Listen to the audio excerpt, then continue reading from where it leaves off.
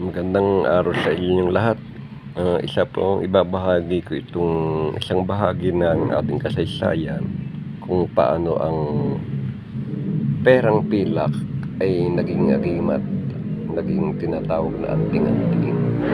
Yan o, ayan o, titingnan nyo ito. Ayan yung mga tinatawag na unpeso sagrado. Yan, un peso sagrado. Yan, mga banal na sinasabing banal na pera o peso. Yan. Nung malaon ay kinopya at ginawang kwintas na at naging anting. Yan po ay nagsimula sa un peso sagrado. Ayan, naging bahagi na ng ating kultura. Ayan, ayan, mga malaon ay nabibili nyo na sa mga bangketa.